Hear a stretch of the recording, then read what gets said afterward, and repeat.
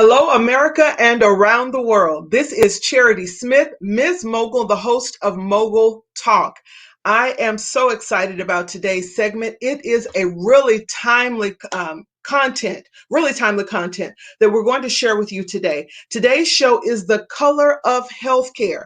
So this is a little bit of a different conversation than what we would normally have on the show. But again, we want to be relevant and we want to keep our hand on the pulse of what's important to you. So we have a special show today, and I'm really excited about that. I'm going to introduce our speaker in just a minute, but before we do that, want to let you know this. Our show today is sponsored by TLC, Total Life Changes. If you are feeling sluggish or bloated, or you want to boost your immune system or your health overall, we really encourage you to try out the products with TLC. If you'd like more information about that, just go to my Facebook page, look at the links on the right-hand side, and get some samples. We'd love for you to try them out and give us your feedback. Also, our show is sponsored today by Mogul U Real Estate Academy. For those of you who are looking to diversify your portfolio, or you want to get a career change of some kind, right? We really encourage you to go and take some of our self-paced courses. You can find out more about Mogul U Real Estate Academy at mommiescreatingeconomies.com. And listen, when you complete each model, you also get a certificate of completion. Now, why is that relevant? If you are new to investing, or if you need to prove to your lender or to a business partner that you really do have acumen and you know what you're doing, that's an important tool to have. Now, let me jump into our segment today again, because I know we're probably going to run right up to the end of the clock. I really want to get her in here. Today's guest is a wonderful person, and I'm saying that with bias and without bias, and you'll all figure that out in a little bit, but she is absolutely fantastic.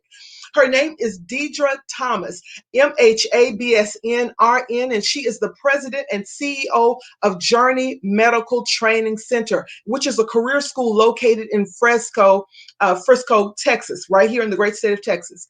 She's a veteran naval officer. Thomas also has over 30 years of professional experience in nursing leadership, management, and education. She has received numerous awards and recognition, including the Navy Achievement Medical, DFW Great 100 Nurses, Baylor Healthcare System CEO Award, yes to all of that, and D Magazine's Excellence in Nursing finalist.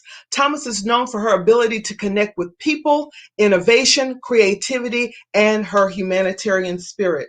Thomas holds a Master of Arts in Healthcare Administration from Ashford University and a Bachelor's of Science in Nursing from Concordia. And listen, if you don't know by now, she is extremely credentialed. And listen, this woman knows what she's talking about, been in the industry for 30 years. And let me just put this plug in there. She's family in the best way. She is family.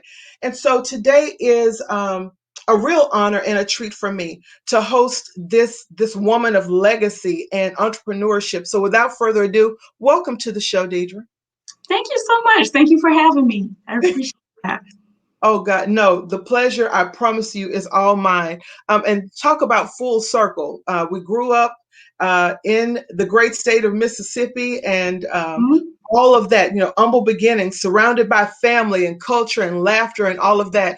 And life took us in different paths, but my God, what a blessing it is to be here today to host you, right? And all of the things that you've been able to accomplish in your extensive career. Talk to us a little bit before we get into the color of healthcare. We want to know your story. How in the world did you build this thriving business in Texas, training young professionals in what you do best? Talk to us about that. Well, in my career, I've always done education. Nursing is teaching. I'm a nurse first. Actually, let me correct that. I'm a leader first. So, but nursing is the career path that I chose. In nursing, you're teaching your patients. You get new nurses that you bring on to staff. You train them. And nurses always get put on lots of committees where you come up with plans and you problem solve. And, if you have innovation and creativity, you deploy those skills. So I've done that for 30 years, and really I just thought I've seen a lot of things. Sometimes I've seen people who are not very well trained in high positions or who have graduated. I've seen how people problem solve. I've seen how people delivered healthcare. And I just thought I have something to offer. And I would like to do this, with my own skills where I can also have control over the environment and use my core values and implement those and then have students just reproduce after my own kind. So that's what really kind of sparked my interest in this. I So started getting I've been in the corporate world too of nursing, just kind of got, a little tired with seeing no integrity there and also seeing kind of the people there are no opportunities or limited opportunities for women who are African American. So that's a whole different series that we would have to unpack, right? Just that alone is a Of series course. to unpack. But I love the story of what led you to create Journey, right? And Mm-hmm. what an appropriate name to name your school. I Mm-hmm. love what you talked about. You wanted to reproduce your core values. So Yes, much of what we're lacking, not just in healthcare, but because we're talking about healthcare today, we'll focus on that. But sure. so much of what we're lacking is core integrity in Sure. how we're treated. I've had the experience sometimes where um, being Ms.Mogul, and you show up and you look the best and you look the part Yes. of being worthy of respect in healthcare and not receiving that. And then Yes. I didn't share this with you before we went on air, but I've also done a couple of experiments where I would dress in what would be a stereotypical way Yes. just to see what Mm-hmm. would happen. Same healthcare system, but I went to a different hospital for the same thing just to see. Mm-hmm. And the treatment, the Yes. response Yes. was disproportionately worse with that. Yes. So I'm Mm-hmm. really anxious to have this conversation with you. And again, I want to applaud your journey, right? 30 years of service. Let's talk about military service as well, not just in corporate, but military. Your life has been one of servant leadership, I would say. Yes. Mm-hmm. Not just protecting the country, but also protecting people and our healthcare and just our well-being. Yes. Kind of a she-rock. Of Well, thank course, you. this Thank woman you. is like, yes, I got you. Thank you. Thank you. But what an honor it is, though, to have people with your perspective and your insight in these particular places, helping to guide the narrative and the conversation about how we protect ourselves, not just our national borders, right? But how we Right. take care of ourselves. Mm-hmm. So, talk to us about now. God, there's so much, and we could spend a lifetime, and I think we could honestly do that, talking about the impacts of the pandemic. This is one for the ages. This is the Mm-hmm. only one I've lived through in my lifetime, and I don't think we're that far apart in age. We Right. won't put that out Right. there because it don't fit.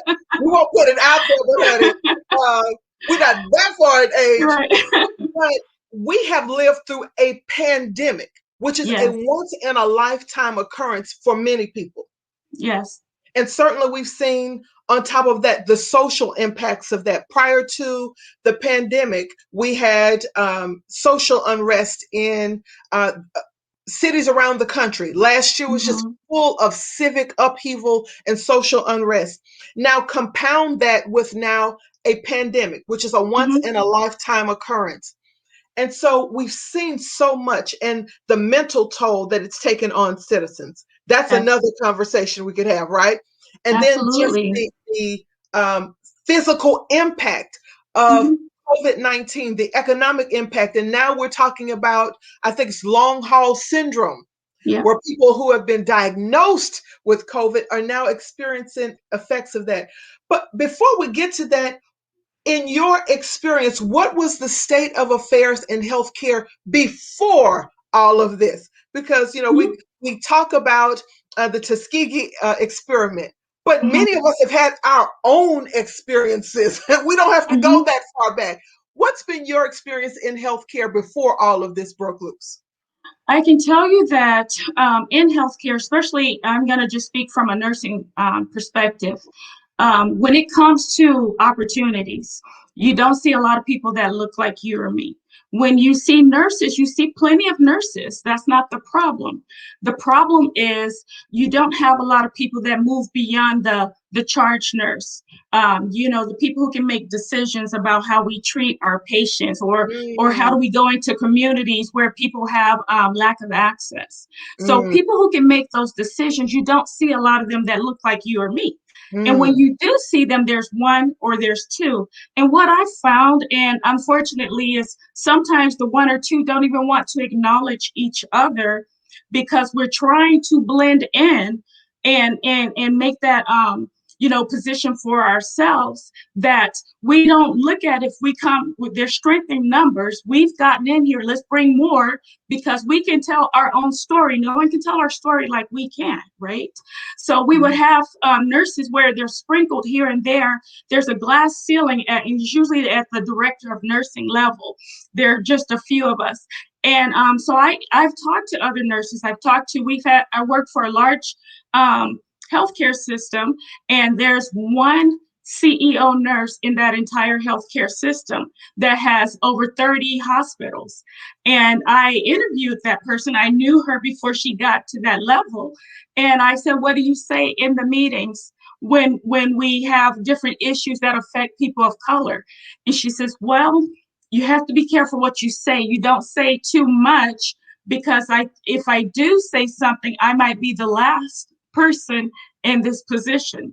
And I Okay, said, if you don't say anything, you are the last person in that position, but you let's know. unpack that. That Mm-hmm. is a powder keg. So while I'm hearing you talk, it's the invisible landmines that you Yes. have to negotiate, right? Just Mm-hmm. to get through the corridors of leadership. But I'm Mm-hmm. thinking about the impact. You said that people who look like us are not in the rooms where the Yes. decisions of the quality of healthcare or access to healthcare, we're Mm-hmm. not in those conversations. So if we're not in Exactly. those conversations, we can't lead the narratives about what's appropriate bedside manner, what's Exactly. cultural communication. Is there a cultural component to medicine? Um, Which there is. Yes. okay, Mm-hmm. absolutely. And then Mm-hmm. talking about too the accessibility. So Mm-hmm. many of, and I tie this to the wealth gap, Deidre, because Mm-hmm. that's kind of my space in business, right? Making sure that women have access to capital so that we can close the wealth gap. So many of women of color, and I throw out these statistics all the time, Hispanic women are making 50 cents on the dollar in corporate. African Yes. American women are making 60 to 80 cents on the dollar. Caucasian women working 80 to 85. Asian women 90% of the dollar. But none of those demographics are earning the full dollar.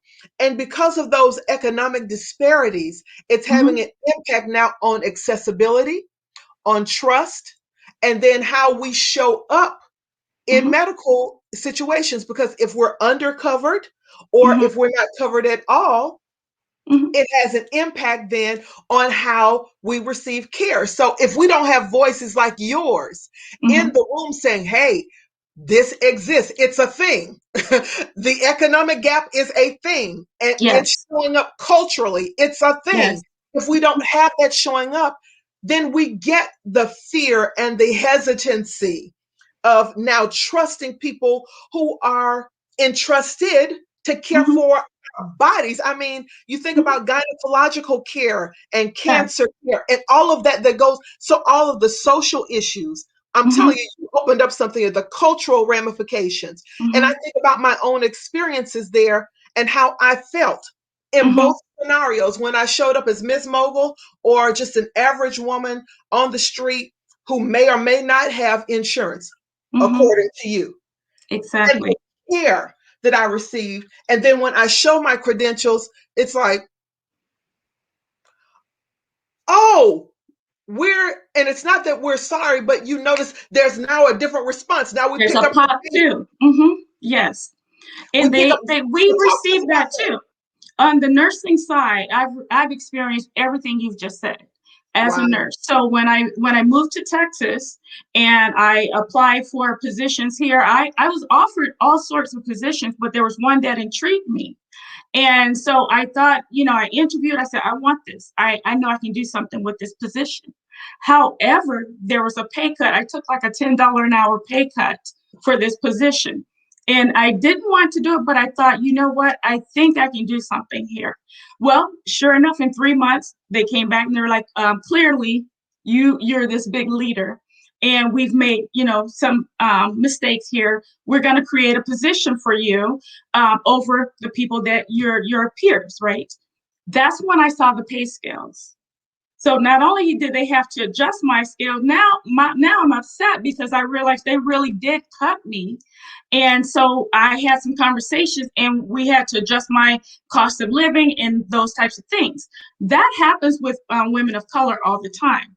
Now, when you're talking about delivering patient care, there were times when I would hear the nurses speak back where the managers talk about this person is non-compliant. Non-compliant patients. So doctors get that label on patients. They're non-compliant. Well, they're not necessarily non-compliant, but they don't have anyone that looks like them. You don't speak the language. You don't understand what they cook normally for dinner. You don't know where they have to purchase their food. You don't know what money they have. And then some people have money, but you've already painted us all with this broad brush.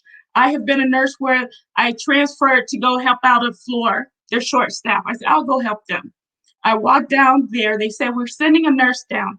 I come and I said, I'm here to help. They give me a clipboard. I said, what's this for? You're the nurse aide, aren't you? I said, no, I'm the nurse. What gave you that impression? Oh, you're so young. Nurse aides are twice my age. What are you talking about?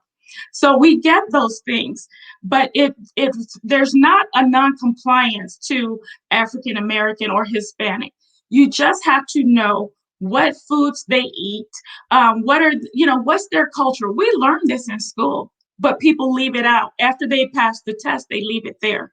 We have to be able to implement this, and you have to have someone, people of color, who will be in the room and say, hold on a second, this is not fair. This is not what we're going to do. You can't be afraid to speak up. You can't hold on to your job so tightly that you're willing to let your people suffer in the midst of this. And here is what I love about what you've done. You saw that and you created an ecosystem where change could happen, where now Yeah. you're training the next generation of medical leaders. Because you talk about frontline Mhm. responders. I don't believe this will be the last pandemic we will see. And so we Exactly. have to have people who are versed in not just the Yes. medical aspect of care, but the cultural aspects of care. And what I love about what you do, Deidra, is you really do lead by example, Thank right? You you. step up and you show up, and training the future leaders to do that is going to make a tremendous impact on how we care for our communities. I think Hmm. about too the Asian community. Hmm. And we've seen a lot of civil unrest with the Asian community right now. But prior to that, I've had conversations with Asian leaders where there is a huge distrust in the medical system and with Hispanic communities as well, because they don't understand the immigration systems many times, and they think that the hospitals may be tied to immigration in some. Now, I don't know how that correlation works, but in their minds, from the conversations I've had, let me make it very personal, there Yes. is that correlation. So they would take other alternatives for care or not get care at all because of this distrust. But Hmm. knowing that there could be somebody there who's an ally in my Hmm. care makes all the difference in the world about the psychological impact of the visit as well as Hmm. the physical impact of the visit. Hmm. Now, Hmm. talk to us a little bit about now going specifically into COVID. We have vaccinations that are available, and historically, Hmm.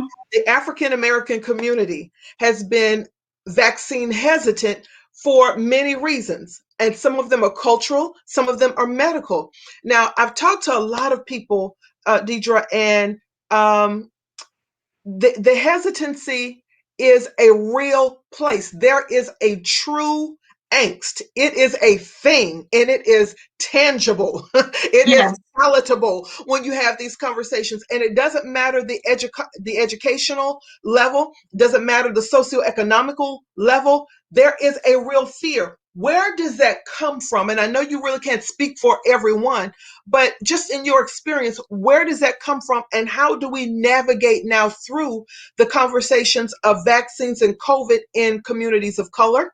First question. And then secondly, well, let's dig into that one because we're at 20 minutes already. So God, I knew it was Part going to two go. coming. Right, we're going to have a part two. But how do we mitigate that history and have care and security in a COVID environment?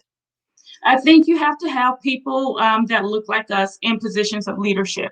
And then the ones like you or me, when we get vaccinated, we need to have those real conversations with our family members and let them know, the pros, the cons, because, to be honest, we've heard about all of these, stories, Tuskegee Airmen and,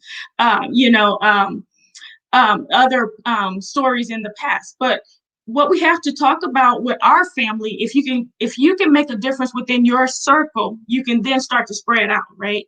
And I've had these conversations in my family, really hard conversations in my family. But we have to let people know what are the benefits versus the risk.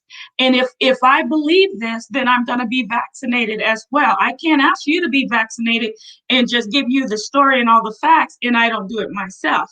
And not only when I get vaccinated, I have to share that and be visible and share that on Facebook, share it on social media, have those conversations. Don't be a closet vaccinate someone who's gotten the vaccine. Don't Now be in you're in the the closet closet with with it. Yes, you're in the closet with it. So we have to do that. And I will also say, and of course, this is a political statement, but I will also say there was mistrust of the prior, the former president. And even it gave me a few, like I'm stepping back a little bit, like, are we going to rush a vaccine just to say we have a vaccine? Or are we going to, because I know how long it takes in the past, how long it's taken to get one approved. So now that we have this, there is that type of trust. So if we're going to trust our leaders, not just the president, but, we need our local leaders to get on board with this. We can't have people in the churches speaking against it. We got to have everybody, all the stakeholders get together and just make sure we're going to make a decision that our community is going to be healthy and we're going to be safe to the best of our abilities. Mm-hmm. So then let's play the flip side of that for people, because the cultural component and the religious, and God, we're running close to time. The cultural and the religious can go together. You made a point about the churches and their narrative. And so I think that's an interesting dynamic to dig into. For those who say, well, I've done some research on the components of the vaccine. It goes against my personal faith-based belief. How do you then have that conversation about personal rights in medicine? How do you And have we that? do. Yeah, how do you have that We do conversation? have those. We do have those conversations. You do at the end of the day, you do have to respect someone's right to refuse, because people have a right, but that's two different things. Respecting a person's right to refuse and not educating a person. If you're educated in that topic of the vaccines, and you say, based on my religious belief, I can't do this, you have to respect that. But that's different from someone who has gotten misinformation and they decided not to get vaccinated. Those people, that's what we need to talk to. And if I would just add one little thing about the religious component, if it's truly that it's against their religion, that's one thing. But if it's a person who says, no, I think God will protect me, I don't need the vaccine. Well, does God protect your headache? Because you're popping the ibuprofen. Does God protect you from the hypertension because you're taking the antihypertensive? Does God protect you from the diabetes because you're getting your shots every day? Mm-hmm. So we can't pick and choose where we're going to apply that we're going to believe that God is going to heal us miraculously. He can heal you through a physician, because he is the great physician. Therefore, he has, he wouldn't take that title had he not had, this respect and love for the physician as well. Well, preach today. I told y'all we were family, right? There is this, y'all, if you don't feel it, you ought to feel it one time. You know what's going on. Mm-hmm. Listen, we And only I would have, like to say we do yes, have speaking of the Asian community, you hit yes, something there. Very, very important. I'm so proud to say that that's a community we have tapped into at Journey Medical Training Center. You don't see any other schools going for that that population. And we also brought on an advisory person to be on our advisory board. That's, it's a Chinese nurse, RN, fully credentialed, that she partners with us so we can make sure they're getting the best education. And we're looking for them to enter into the healthcare system in this area. You don't see a lot of that. that's And they're true. very well and very capable of doing this. So we're partnering with them. You are the epitome of Black girl magic. Thank you. And Love, so are you. love, love. So we're down to 5 minutes. Um, and I know this is hard to encapsulate, and I promise you, I'm going to have you back because there's so much that I want to dig into, and 30 minutes just isn't enough time to dig into 30 years of experience. But in closing, what would you leave us with when it comes to how to best advocate for our own health care? What's your best advice to leave with us? Well, first of all, speak up. You don't have to get upset and walk away. You can demand to have someone else. You can ask for the supervisor. You can ask for the hospital president. If you're at a clinic, you can ask for the owner of the clinic. Those people exist and they have phone numbers. And then you can also you can write a letter and demand a response. We don't have to just get upset and walk away. And then if you see another person, that's not getting the care that they need to, then you speak up. If you're on the inside and you're in healthcare and you see that someone's being turned away, or maybe they don't quite understand what the nurse is saying and they're getting frustrated, step in and say something. Help them. Ask, may I help you? Can I help? Ask the nurse, can I help in this situation? Maybe the nurse doesn't know how to communicate. Maybe there's a rift. Just ask, well, hey, can I step in and talk to them for you?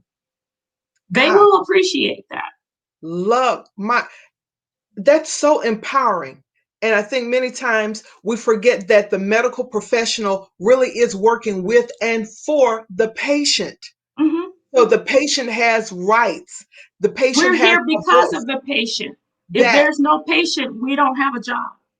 So I want all of you to be empowered. If you have not heard anything else from this dynamic leader, I want you to know a couple of things. One, you're empowered to own your health care. You're Yes. empowered to own your voice and how you're cared for. And then to choose these career paths, right? My daughter is in STEM, but she's in the engineering aspect. We Oh, have awesome. oh yes, Kim, so proud of her. Mechanical Awesome. engineering, 4.0 GPA. Proud of that little Miss Yes. Thing. But we need more women of color in STEM areas that are technical, that Mhm. understand these various areas, right? So we want to encourage everyone out there. If you have not, make sure you get in contact with this leader, Deidre Macon Thomas. Also, if you're looking for a new career option, you can contact her at Journey. Give us the information for your career school. So you can contact us at Journey Medical Training Center, our website, journeymedicaltrainingcenter.com. You can call us at 469-803-5575, or you can send us a message on Facebook, Instagram, or Twitter. We will respond to you and get back in touch with you. And we'll also have her information here with the show, and we'll be a conduit of goodness. So if you would like to reach out to the show, if you missed any of that, reach out to the show. We'd be happy to get you in contact with this leader. Listen, Deidre, I want to just applaud you in my couple of seconds that I have left. I want to applaud your journey in that. But I really want to applaud your journey. 30 years of leadership, not just only in serving the country, but serving the community, serving various communities throughout the country, communities of color, the medical community, women specifically, and now the next generation of medical leaders. You're at the front line of that. I am so glad to know you, to be related to you, to love Thank you, and you. to celebrate you. Likewise. I absolutely celebrate you. We need more leaders like you who have the courage and the voice to show up. So, you all, this is the end of the show. I knew it was going to run quickly, but I promise you, is a leader that we want to have back. If you want to have her back, make sure you put the comments in our I would comments. love to come back. And whether you do it now, I'm having her back because I'm going to keep talking to you about what's happening. Oh, thank you. Thank you so much.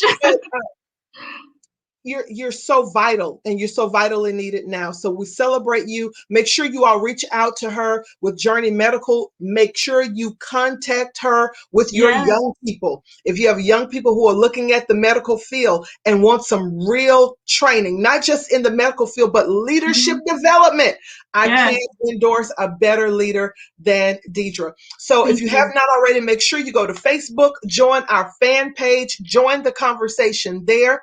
You can find us on Facebook at Master Your Morning with Ms.Mogul. Leave your comments there. Also, subscribe to our website. You can create your own economy.com and connect with us there. We have a big summit coming up called the Create Your Own Economy Summit. You can register there for free. I'm talking to 7- and 8-figure earners about how to navigate your way economically through the American economic situation right now. How do we leverage and then thrive? We don't want to just survive anymore. I believe you can thrive even in this environment. So make sure you go there, register. It is for free at youcancreateyourown.economy.com. I run past my line. This is all the time we have for, but listen, we'll have Deidra back. Deadra Thomas, thank you again. Thank you for having me. My pleasure. We'll see y'all for the next segment. Bye-bye for now.